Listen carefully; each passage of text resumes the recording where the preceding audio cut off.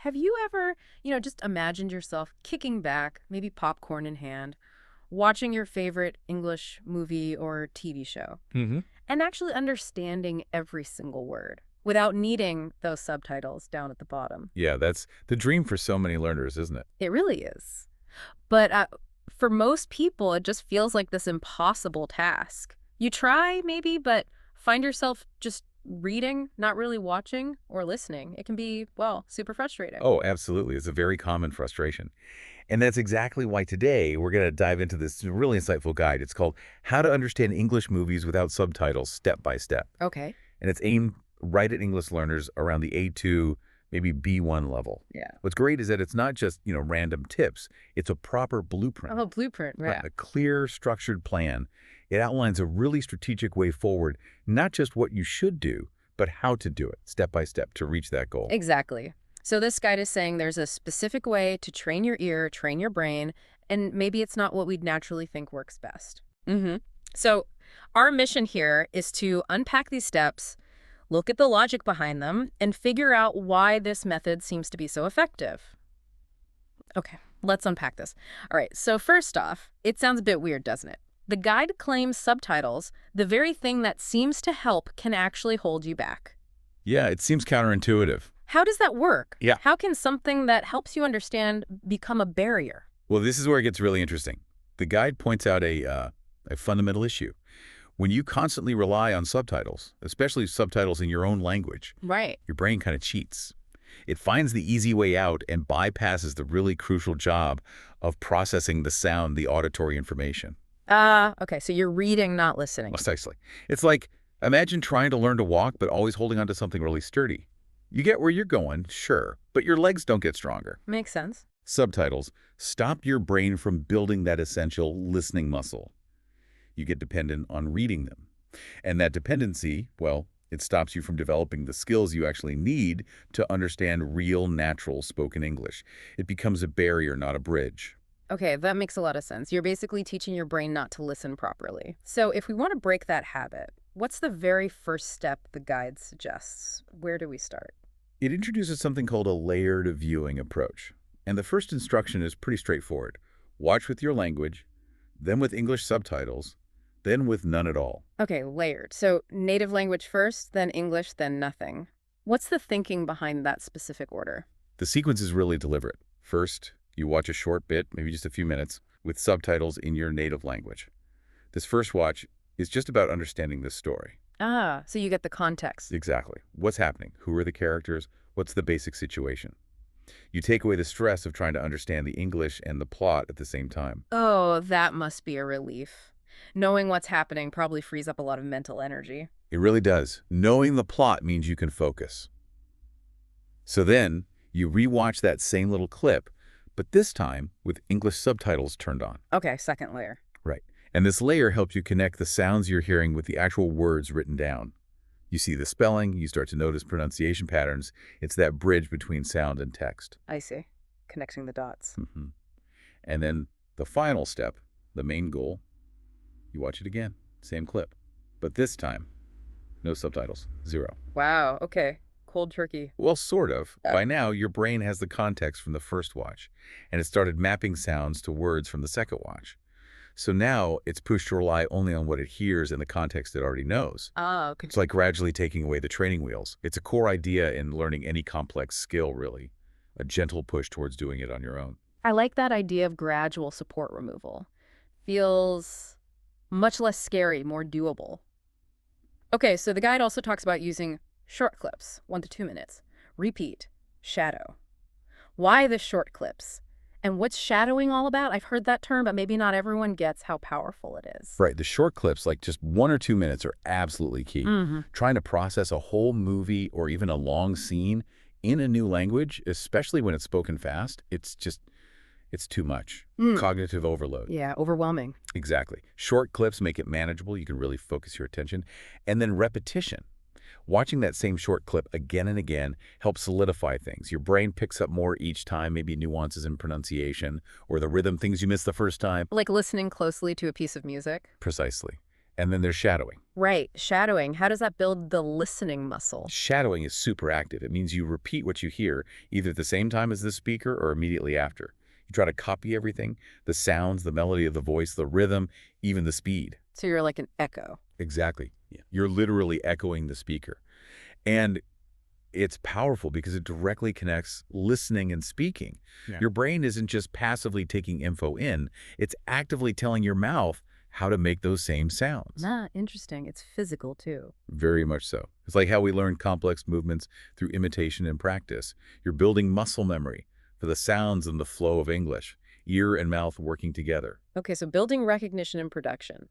Now, related to how words fit together, the guide says to write down key phrases. It stresses phrases, not just single words.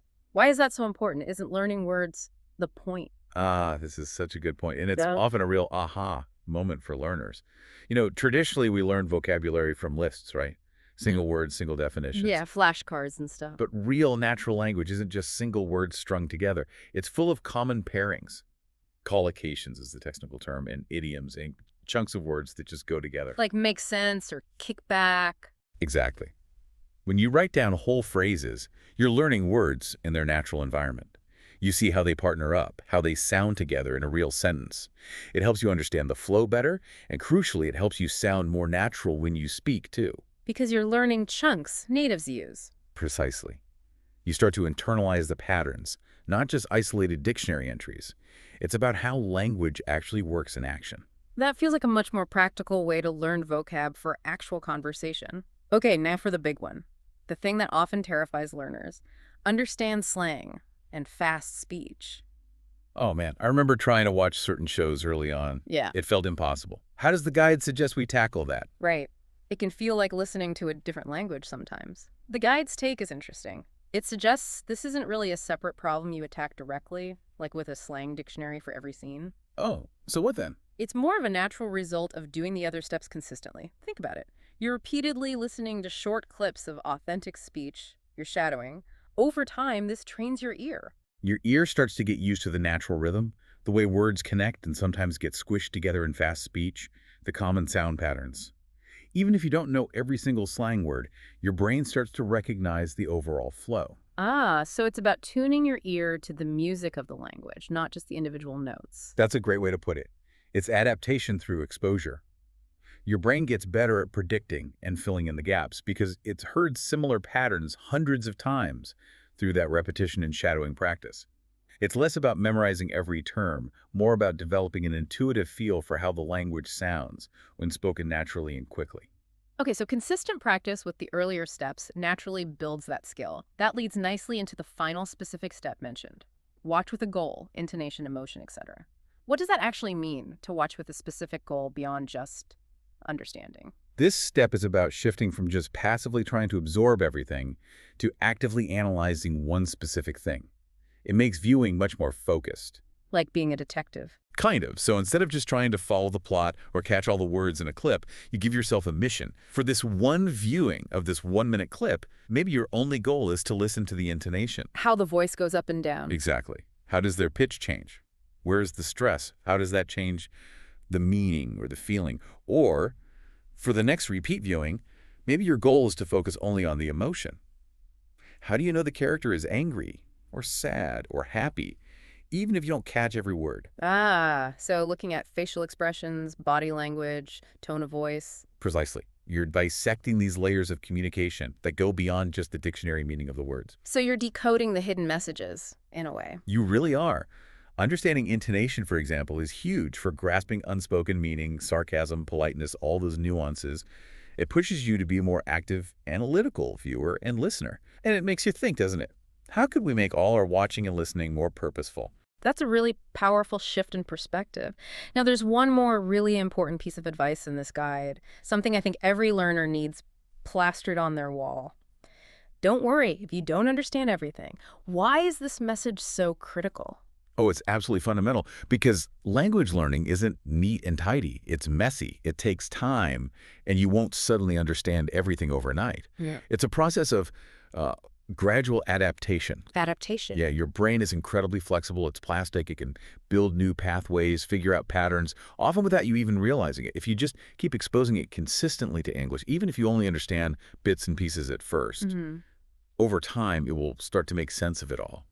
That feeling of chaos slowly turns into understanding. The guide ends with this really encouraging thought.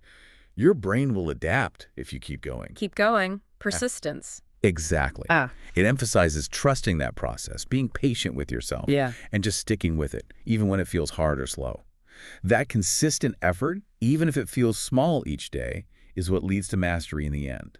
Don't aim for perfection right away, just aim for progress. Wow, what a great message to wrap up on. Trust the process, trust your brain, keep going. This deep dive has really laid out a clear, powerful, step-by-step path from that guide. It's about moving away from just relying on subtitles Mhm. and towards building real, independent listening skills. It's not just about passive watching, it's a structured way to genuinely engage. Absolutely. It's a blueprint, really, for active, immersive learning. And these ideas, they don't just apply to movies. You can use them for podcasts, YouTube videos, any authentic English content. The focus is all on training your ear and brain, letting that natural understanding develop. It's about building that internal system for understanding spoken English. Exactly. So here's a final thought for you, the listener, to chew on. This whole approach, the layered viewing, the short clips, the focus goals, the shadowing, we've seen how it applies to language learning thanks to this guide. But how might you apply these ideas to other tricky things you're trying to learn, other complex skills? Hmm. Interesting question. What could you potentially achieve if you sort of intentionally removed your own subtitles in another area of life? If you forced yourself to engage more actively, listen more deeply, observe more closely, instead of relying on the usual supports, what might open up? Before you go, remember this.